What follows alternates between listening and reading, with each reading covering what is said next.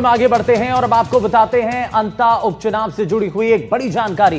दरअसल नामांकन वापसी का आखिरी दिन है और अब तक दो प्रत्याशियों ने अपना नामांकन वापस लिया है। बीजेपी के बागी रामपाल मेघवाल ने अपना नाम वापस ले लिया है और संतोष बाई सुमन ने भी नाम वापस लिया है।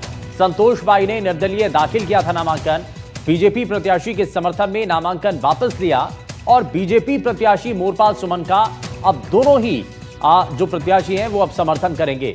तो यानी कि भारतीय जनता पार्टी के प्रत्याशी के लिए राह थोड़ी सी आसान है और नामांकन वापसी के आखिरी दिन दो ऐसे प्रत्याशी हैं जिन्होंने अपना नाम वापस ले लिया। अंता उपचुनाव का रण है, बेहद दिलचस्प। और अब आपको जरा दो तस्वीरें देखिए। पहले बीजेपी से बागी रामपाल मेघवाल ने अपना नॉमिनेशन वापस लिया और उसके बाद संतोष बाई सुमन ने भी अपना नाम वापस ले लिया है। निर्दलीय प्रत्याशी के तौर पर दोनों ने अपना नामांकन दाखिल किया था, लेकिन अब दोनों ही बीजेपी प्रत्याशी मोरपाल सुमन का समर्थन करेंगे। तो यहां आप देख रहे हैं अंता विधानसभा उपचुनाव का ये रण काफी दिलचस्प हो रहा है। और इस चुनाव के अंदर क्योंकि जब नामांकन किया गया तो ऐसे में भारतीय जनता पार्टी से जुड़े हुए कई ऐसे नेता थे जिन्होंने अपना नामांकन दाखिल कर दिया था, लेकिन फिलहाल नामांकन वापसी के आखिरी दिन दो नेताओं ने अपना नामांकन वापस ले लिया है और भारतीय जनता पार्टी के प्रत्याशी मोरपाल सुमन को अपना समर्थन दे दिया है।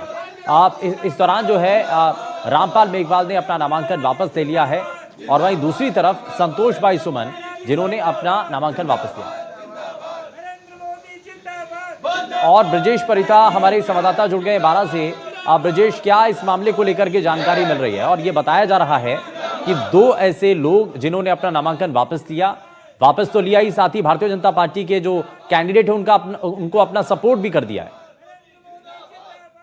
जी बिल्कुल, हंता विधानसभा चुनाव को लेकर नामांकन की आज आखिरी तारीख थी और उसका समय भी 3 बजे लगभग समाप्त हो चुका है। और इसी के चलते हुए जो हंता विधानसभा में निर्दलीय प्रत्याशियों ने अपना नामांकन दाखिल किया था और जो पार्टियों से प्रत्याशी थे वो कुल मिलाकर 20 प्रत्याशी मैदान चुनाव में थे, जिसमें से लगभग 5 प्रत्याशियों ने फिलहाल नामांकन वापस लिया है। 5 प्रत्याशी की सूचना आई है। हालांकि दूसरी ओर देखा जाए तो अभी आधिकारिक सूचना आना बाकी है।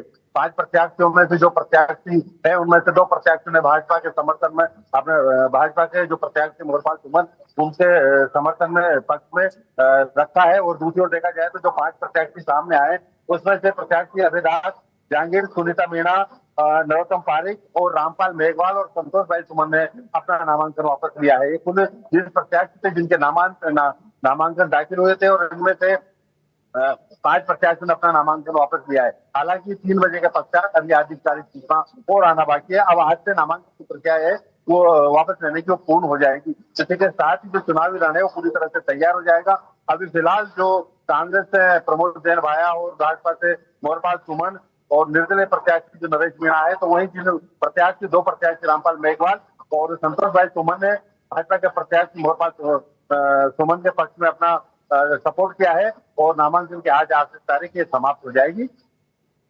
अच्छा ब्रजेश, एक चीज और बताइए, 2 लोगों के नामांकन वापसी के बाद इसका मतलब क्या माना जाए? भारतीय जनता पार्टी को उन्होंने सपोर्ट कर दिया, यानी कि एक तरफ पलड़ा जो पहले कहीं आप ऐसा लग रहा था भारतीय जनता पार्टी के लिए कि भीतरघात होने की संभावना थी क्योंकि बीजेपी से जुड़े ये दोनों लोग बताए जा रहे थे, उनका सपोर्ट मिलने के बाद अब ये चुनाव कहां दिखाई दे रहा है?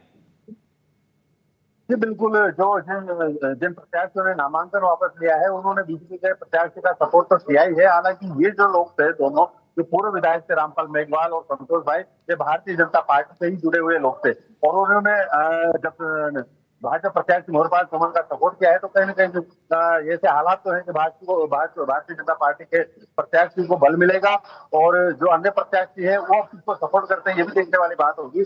और अब 4 बजे के पश्चात जो नामांकन के वापसी का जो समय समाप्त हो गया है उसके बाद 4 बजे तक प्रत्याशियों के जो चुनाव चिन्ह वो तो यानी कि ब्रजेश ये माना जाए मोटा मोटी तौर पर कि त्रिकोणीय ये इस बार का मुकाबला होने जा रहा है अंता के अंदर।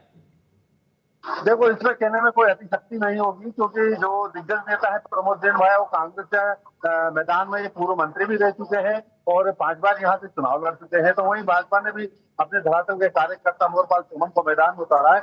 उधर वो निर्दलीय प्रत्याशी के रूप में नरेश मीणा है, उन्होंने भी पूरे दमखम से पूरे प्रचार में ताकत लगा रखी है। हालांकि पूरा मुकाबला त्रिकोणीय होने की संभावना है, लेकिन अभी देखने वाली बात तो ये होगी कि मतदाता कहाँ किसके पक्ष में जाता है और 14 तारीख को परिणाम आएगा। ठीक इसके है। बाद ही पूरे मामले का पता चल पाएगा। हालांकि ये जो मामला है, यहाँ प्रत्याशियों ने अपनी पूरी ताकत झोंक रखी है और पूरी तरह से प्रचार है वो अपने परवान पर है। और बिल्कुल ये जनता किसको इस विधानसभा सीट पर जिता करके भेजती है विधानसभा में, इस पर सभी की नजरें बनी हुई है। बहुत शुक्रिया ब्रजेश इस पर जानकारी देने के लिए।